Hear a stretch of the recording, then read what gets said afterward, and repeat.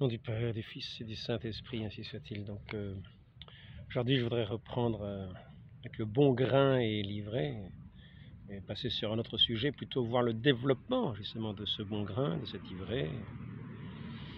C'est-à-dire que ce qui est semé dans son principe va ensuite croître. Comme dit notre Seigneur, le royaume des cieux, que nous dormions, que nous soyons éveillés, croît, sans même que nous y prenions garde, comme une plante semée, comme un grain, comme du grain semé, va germer et croître, sans que l'on y prête trop attention. Ainsi, le royaume des cieux va grandir de cette manière-là, comme le levain dans la pâte, d'une façon mystérieuse, mais ce qui est semé, ce qui est reçu par la personne de foi qui reçoit cette parole divine dans son cœur, qui est comme dans une bonne terre, qui n'est pas encombrée par les soucis du monde, qui n'est pas une terre sèche par la chaleur, l'orgueilleuse chaleur de ce soleil, peut-être de cet amour propre qui vient, par manque d'humilité, étouffer ce bon grain, étouffer cette parole.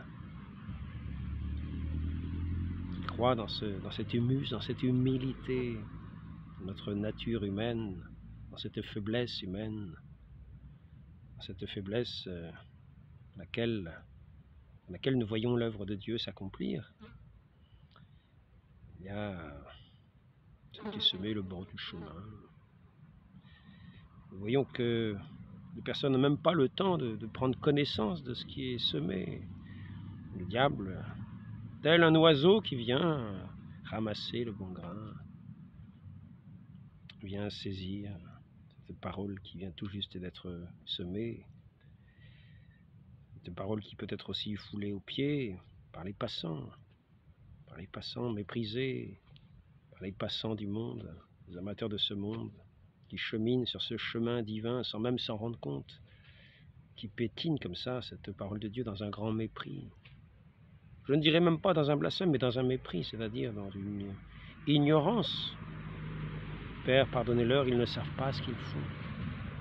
Ils ne savent pas ce qu'ils font, mais en attendant, cette parole leur est comme dérobée, afin qu'ils ne puissent pas l'entendre, la voir croître en eux. Et ils seraient ainsi, grandiraient ainsi dans cette connaissance de Dieu, et auraient ce salut de Dieu, qui consiste dans cette connaissance. Ainsi, ils passent comme des gens ignorants dans ce monde, ils cheminent sur ces chemins du monde, prêts à butiner à toutes les fleurs du monde, à tous les attraits, et marchant en cela, dans un mépris complet de cette dignité humaine. Notre Dieu vient semer ce bon grain de cette parole de vie. À l'origine était le Verbe, le principe, au principe était le Verbe de celui qui est et qui donne l'être à tous, à toute sa création. Celui qui méprise celui qui est, qui ne connaît pas celui qui est, qui se donne à connaître, ne connaîtra pas non plus qui il est, ne saura pas non plus qui il est. Et il en viendra non seulement à mépriser son Dieu, mais à se mépriser lui-même. Et en méprisant, en passant, en foulant aux pieds ce bon grain semé, c'est lui-même qu'il foule aux pieds, cette dignité qu'il porte et qu'il ignore, qu'il bafoue tous les jours dans des attitudes qui sont toujours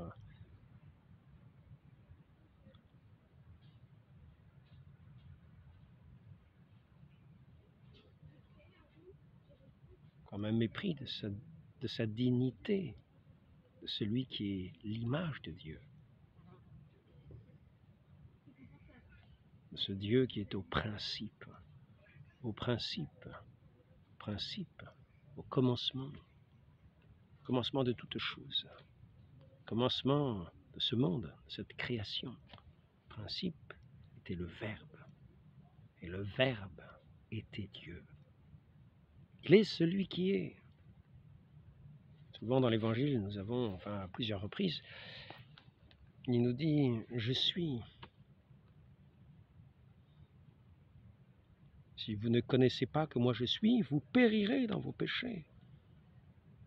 Donc nous voyons qu'il y a cette parole divine qui est semée, qui est enfouie dans les soucis du monde, qui est piétinée par les passants de ce monde, dans une ignorance crasse de ceux qui font d'eux-mêmes leurs idoles. Et dans cet orgueil, ils se réjouissent un moment de la parole entendue, mais ça n'a pas de racine. Cette parole n'a pas de racine en eux, ils sont pleins d'eux-mêmes, de leur propre grandeur. Ils n'ont pas cette humilité. Cette parole est semée dans la faiblesse, et agit dans cette faiblesse. Nous voyons cette œuvre divine se faire.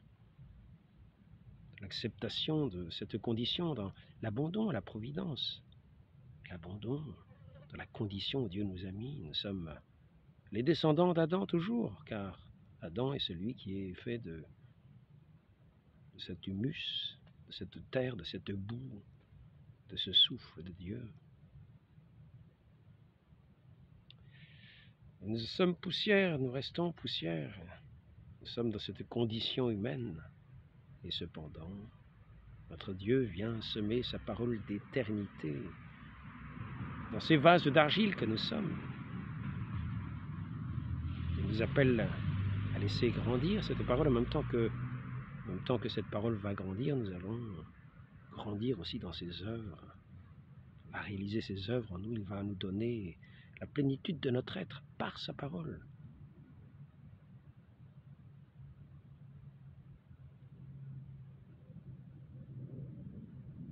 Il va nous façonner. Lui qui nous a créés va nous façonner selon le principe qu'il a mis en nous, ce principe d'humanité, cette parole qui nous a créés hommes, femmes, qui va nous faire grandir dans cette dignité d'homme, de femme. Pour autant que nous ne rejetions pas celui qui est notre Dieu, que nous l'accueillons, que nous fassions de ces paroles notre pain de vie, notre pain, notre nourriture, que nous fassions la volonté de notre Père Céleste, ainsi que nous soyons ses enfants, à la suite de celui qui est le Fils unique. La parole dans son achèvement, dans sa plénitude, nous invite à nous unir à lui. Et il y a ces ouvriers de l'ennemi, de ceux qui vont semer l'ivraie. Et l'ivraie va se mettre aussi à croître. Au début, nous le verrons que comme des petits brins d'herbe, nous aurons du mal à distinguer le bon grain et l'ivraie. Puis au bout d'un moment, nous verrons qu'il y a une petite différence. Nous pourrons penser que ce sont nos frères qui sont là tout autour. Mais petit à petit, quand ils vont croître, nous verrons qu'ils ne sont pas fondés sur la vérité et qu'ils croissent selon des principes qui sont faux, des principes viciés, des principes qui sont une manière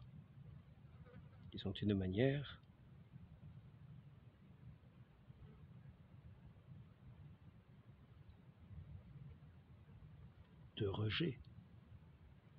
Nous entendons la parole du serpent, nous entendons la parole de cet ouvrier d'iniquité dès l'origine, celui qui vient semer ce discrédit sur la parole de notre Dieu et il va faire que nous allons l'écouter et que nous allons agir selon cet ivraie semé, selon ce que nous avons entendu. Nous allons nous attacher à ces principes mauvais, fonder notre vie sur ces principes mauvais. Et nous allons croître non pas d'une façon belle et lumineuse, mais d'une manière où la fausseté sera à la base de toutes nos attitudes. La fausseté. À quoi reconnaîtrons-nous la fausseté? Nous la reconnaîtrons aux fruits que donnera cet ivraie. Ce n'est pas le bon grain, ce n'est pas le froment de Dieu duquel nous sommes nous-mêmes, d'une certaine manière, la nourriture de notre prochain par la parole que nous allons donner, par les œuvres que nous allons faire.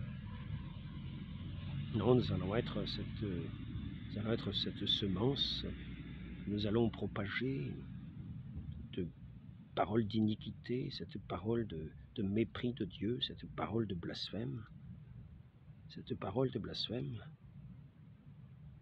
qui va vouloir non pas rendre honneur à Dieu, mais qui va vouloir s'enorgueillir de lui-même.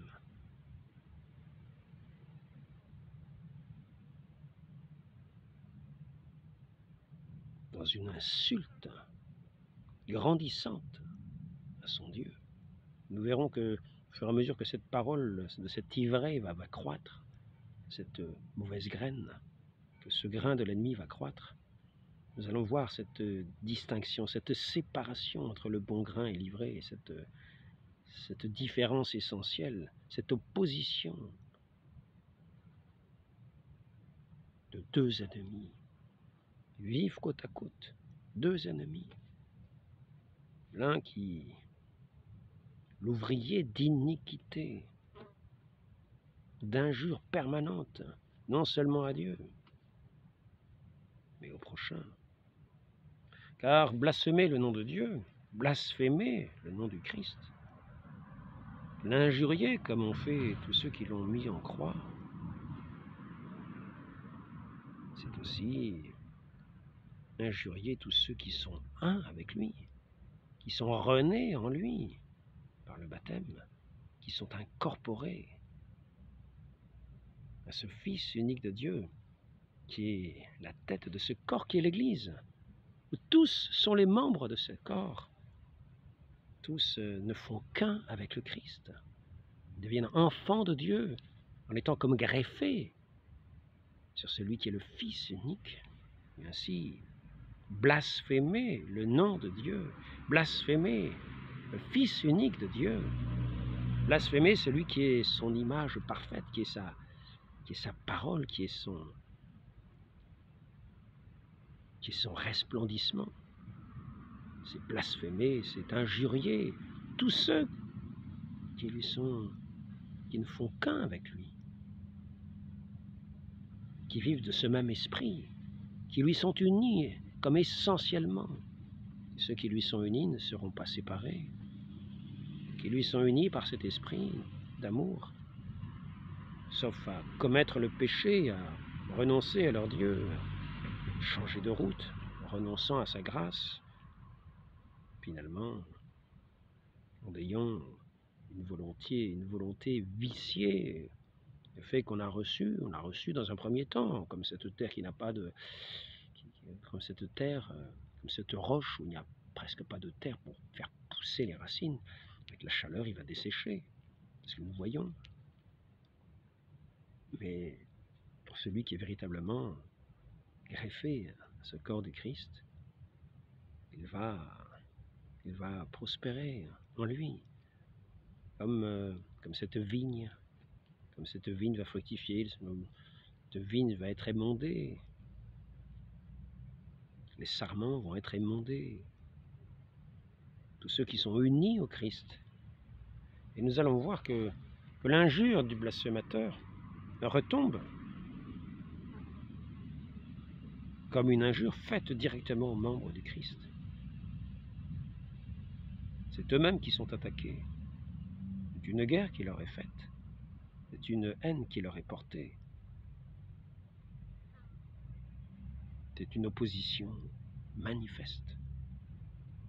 Et donc, soyons attentifs.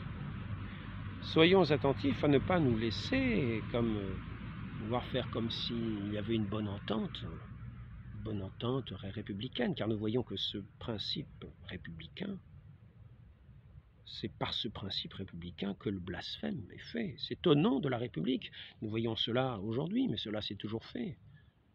Tous ces assassinats sur ces religieuses, sur ces prêtres, sur tout ce qui était religieux, ces abattements de croix, ces destructions d'églises étaient faites au nom de la République, au nom de la Révolution. Prenons-en conscience, car aujourd'hui, c'est ce que nous voyons. Nous avons vu un spectacle blasphématoire, et des gens qui se réjouissent de pouvoir blasphémer, que c'est un droit, disent-ils, de blasphémer au nom de la République. Ainsi, nous voyons bien ces fleurs du mal, nous voyons bien cette ivraie qui a été semée, qui est en opposition radicale avec ceux qui sont ces ouvriers de Dieu dans ce bon champ, dans ce champ du monde, où le bon grain a été semé dans ce champ de l'Église, Donc nous voyons bien qu'il y a cette Église, et nous voyons bien qu'il y a cette contre-Église qui est la République, qui n'est pas le chant de louange à Dieu, qui n'offre pas à Dieu un chant de louange, mais le blasphème permanent, l'opposition à Dieu, l'opposition, le droit à offenser Dieu, et sans aucun repentir, bien au contraire, comme nous entendons dire, en assumant parfaitement cette offense. Nous avons entendu celui qui a organisé ces spectacles récemment, ces spectacles blasphématoires, ces spectacles honteux, ces spectacles impudiques, c'est l'impudicité. On pourrait dire c'est carrément cette femme de l'Apocalypse, revêtue de cette écarlate avec sa coupe de vin de la colère de Dieu, qu'elle tient dans sa main, cette femme ivre, assise sur la bête. C'est la République. La République est une de ces manifestations. Donc, il faut savoir que nous n'avons rien à faire avec cette République. Cette République qui blasphème le nom divin. Eh bien, nous avons à y répondre par une injure à cette bête, c'est-à-dire dire simplement ce qu'elle est.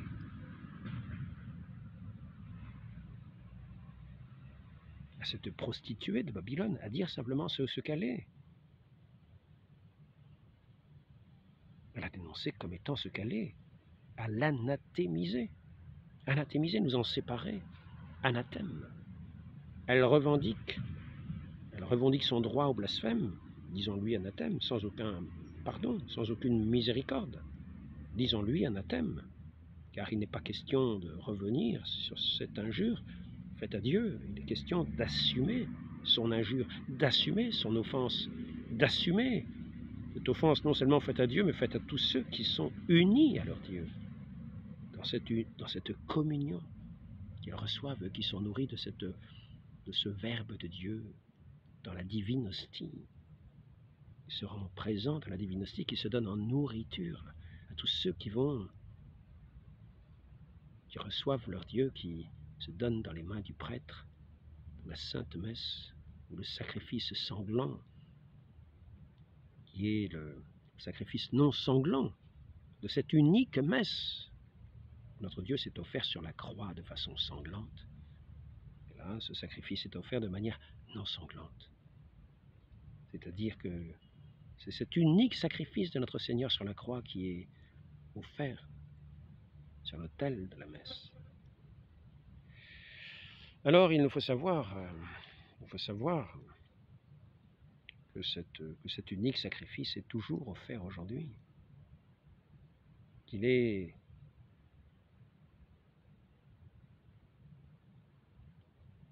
ce vin des noces, ce sang de Christ par lequel nous sommes blanchis de tout péché, lavés de tout péché. Nous retrouvons notre visage à l'image rayonnante de notre Dieu, dans sa pleine lumière.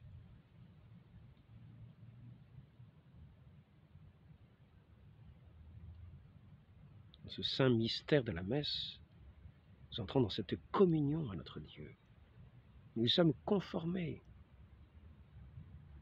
Nous sommes unis à lui dans cet unique sacrifice de la croix. Avec lui, nous mourrons avec lui dans le saint baptême. Et nous sommes régénérés par le mérite de son sang précieux, à cet Esprit Saint qui vient habiter nos cœurs, qui nous met dans cette communion, qui fait que nous sommes un avec le Christ et un avec le Père Céleste. Car le Christ, le Fils, est un avec le Père, et nous sommes un avec le Fils. Ainsi, tous ceux qui offrent ces blasphèmes permanents, cette coupe de la colère de Dieu, ils sont une offense, une insulte, une attaque. Du même coup, non seulement Dieu, mais atteint tous ses disciples, atteint tous ses enfants, atteint l'Église entière, l'Église tout entière, atteint, méprise ce don que Dieu a fait de lui-même sur la croix, et renouvelle son crime, ses insultes au pied de la croix, contre le Christ. C'est ainsi que procèdent tous ceux qui blasphèment, qui se donnent le droit de blasphémer, de recommencer, de reclouer les mains sur ce bois de la croix, de reclouer les pieds sur ce bois de la croix, de remettre la couronne d'épines de dérision. C'est ce qu'ils font, et ils l'assument volontairement. Ils l'assument. C'est ce que fait cette République. Elle s'est dressée contre son Dieu. Elle le crucifie à nouveau dans la haine et le mépris de son Dieu. Voilà comment a poussé l'ivraie. Au début, dans ce champ de Dieu, nous l'avons vu pousser dans cette église. Tiens, nous avons vu pousser cette ivraie de manière étrange. Nous en avons été étonnés, mais maintenant nous voyons clairement, dans cette phase où nous en sommes, dans cette injure face au monde entier, ce qu'est la République. Elle montre son visage. Elle montre son visage. Et il ne s'agit pas de nous associer à elle, au contraire. Il s'agit de nous en séparer, de ne pas participer à ses œuvres, et de lui dire au contraire anathème, anathème, car elle assume son crime, elle le perpétue, elle le rend présent dans une espèce de liturgie, comme elle a fait dans cette cérémonie de ces Jeux olympiques, de ces Jeux du monde, de ces Jeux de la puissance, de ces Jeux de l'exaltation de la force, l'exaltation de l'orgueil.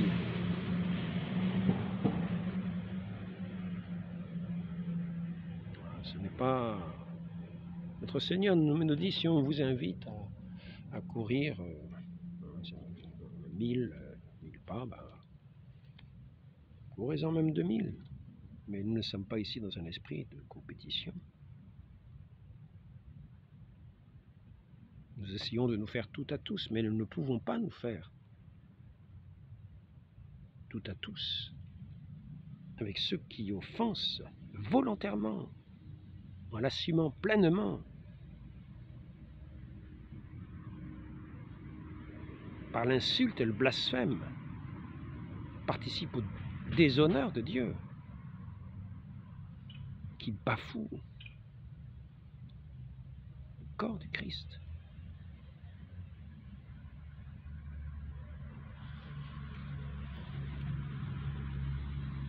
L'Église est toujours l'Église. Sur cet autel est toujours offert le saint sacrifice.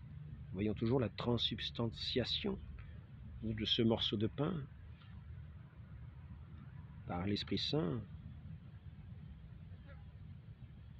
Ces paroles qu'a prononcé notre Seigneur Jésus-Christ lors de la dernière scène. Il se rend présent dans cette hostie, dans ce pain, qui n'est plus du pain qui est son corps. Lorsque ses ministres font ceci en mémoire de lui, il renouvelle cette présence mystérieuse. Il se rend présent dans la divine hostie, dans cette hostie qui devient la divine hostie. Et nous communions à lui, nous entrons dans sa communion véritable, dans ce don de lui-même, dans ce don parfait de lui-même qui est l'amour éternel. Et nous participons à cet amour éternel. Nous entrons dans ce règne de Dieu, dans cette vie éternelle, dans cette communion avec notre Dieu. L'Église, l'autel a été tourné vers le peuple. L'autel a été tourné vers le peuple, mais la transsubstantiation, le saint sacrifice est toujours offert. Le Père céleste, par ce Fils qui continue de se rendre présent dans les mains de ce prêtre. Même si l'autel est tourné vers le peuple, l'Église continue d'enseigner que sur l'autel de la messe, sur cette table eucharistique, sur ce banquet céleste, est toujours offert le saint sacrifice. De la même manière que le disait le Concile de Trente, en utilisant la même formule. Et en parlant aussi de ce banquet de ces noces éternelles. Éternelles parce qu'elles ne seront pas rompues. Ce n'est pas un mariage qui est fait à la mairie où on peut divorcer. On a déjà le petit papier qui est prévu pour petit formulaire pour divorcer. Non. C'est le don de notre Dieu à notre humanité. Et nous nous unissons à lui pour la vie éternelle. Parce qu'il est notre tout. Parce qu'il est notre vie. Parce que ce Verbe éternel qui est le principe nous a établis dans cette vie éternelle. Il nous a créés ainsi afin que nous demeurions, que nous entrions dans l'éternité, dans cette parole qui était dès l'origine de toute éternité.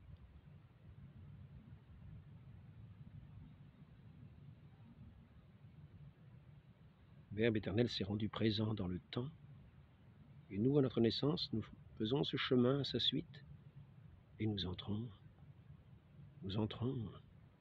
par sa parole vivante que nous recevons dans cette vie éternelle,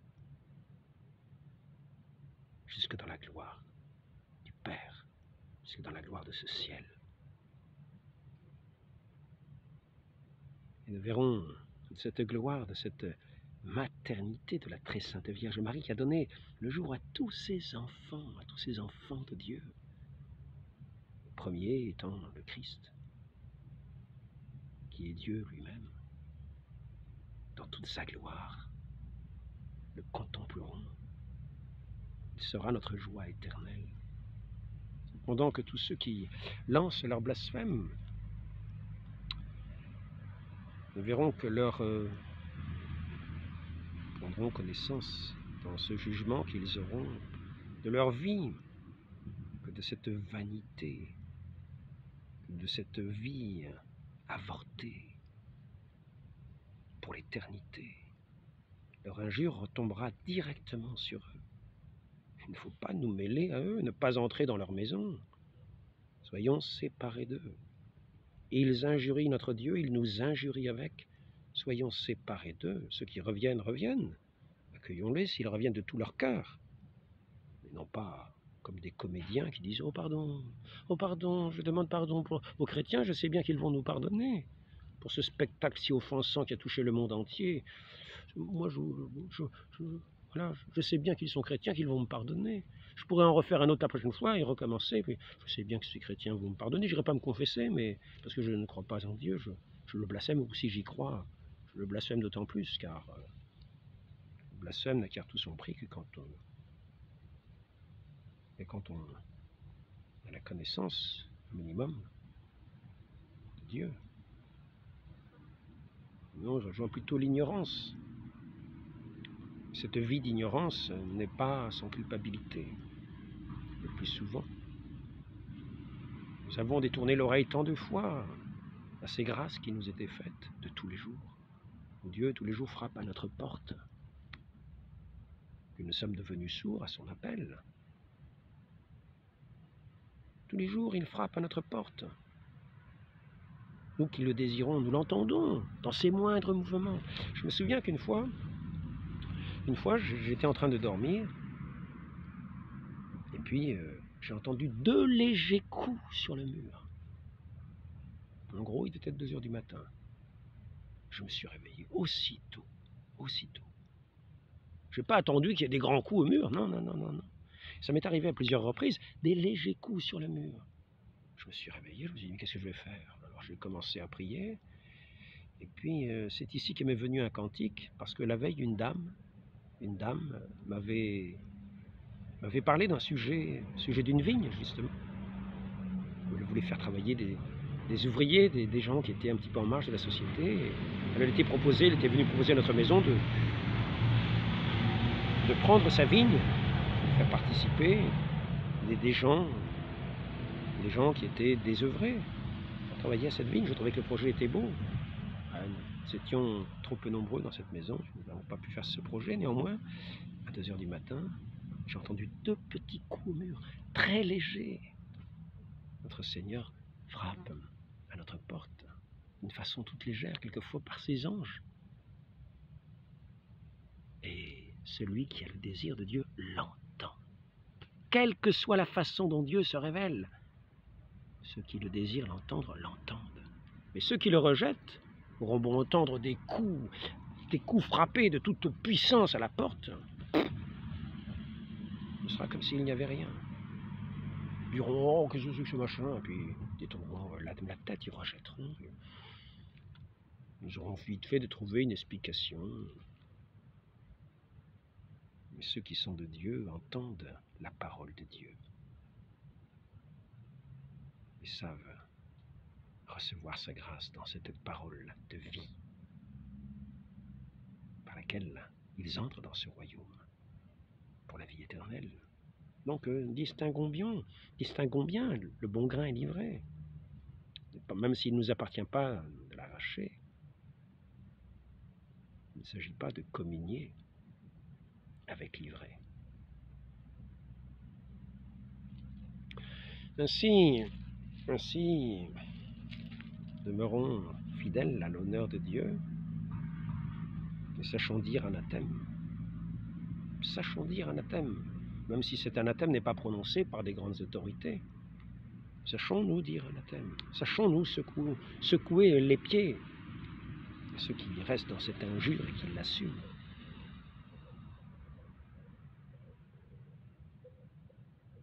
Pour demeurer dans la fidélité, demandons réparation.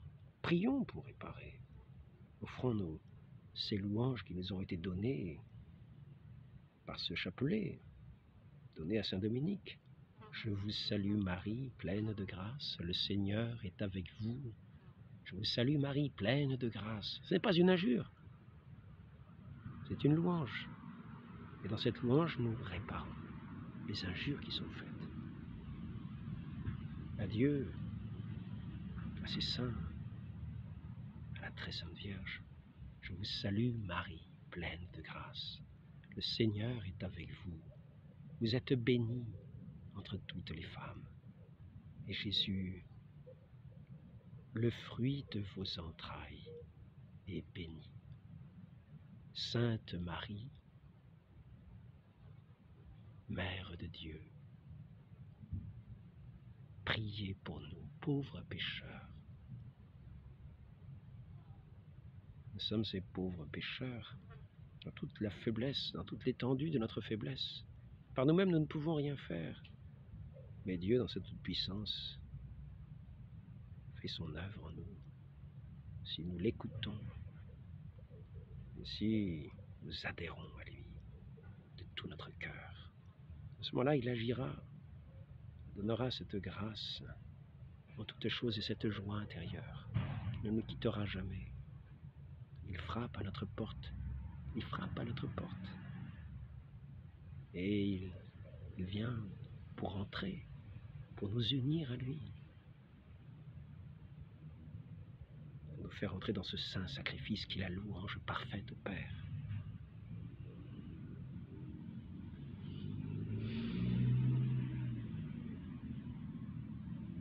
Priez pour nous, pauvres pécheurs, maintenant et à l'heure de notre mort.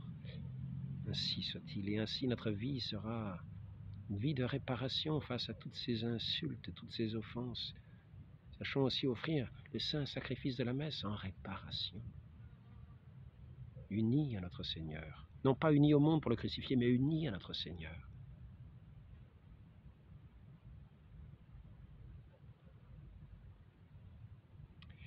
Demandons cette grâce d'être vraiment ce chant de l'Église,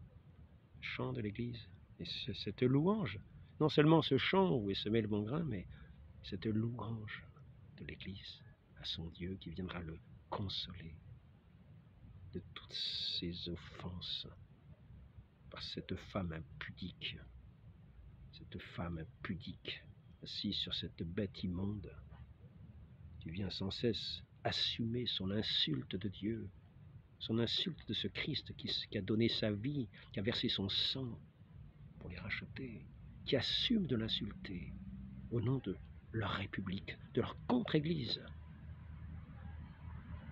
de cette église d'infamie, de cette bête aux blasphèmes multiples qui lutte contre les fidèles pour les pourchasser, pour les écraser, pour les annihiler, pour ôter tout nom de Dieu, tout honneur à Dieu, toute louange à Dieu sur cette terre. Notre Dieu nous gardera sous son aile, nous gardera dans le secret des cœurs, ou dans l'opposition, dans le martyre, quelquefois aussi dans le combat.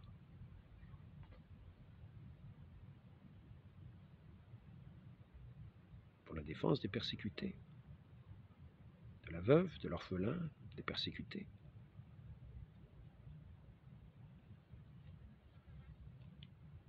Tenons bien que celui qui est le créateur de toutes choses, qui est le principe de tout, nous donne de le connaître et de connaître toutes choses avec lui, autant qu'il nous en donne la grâce. Ainsi, il nous donne de nous connaître, de savoir qui nous sommes, il nous donne un nom, c'est que nous sommes hommes, que nous sommes femmes, dans la vocation qu'il nous a donnée à chacun, et que c'est une belle vocation, que c'est une belle grâce, pour chacun la plus belle grâce. Ô notre Dieu, donnez-nous de croître toujours, selon votre grâce, jusqu'à ce que nous portions ce fruit que vous voulez nous voir porter, ce fruit qui va croître pour la vie éternelle, qui vous réjouira éternellement. Ainsi soit-il, au nom du Père et du Fils et du Saint-Esprit, ainsi soit-il.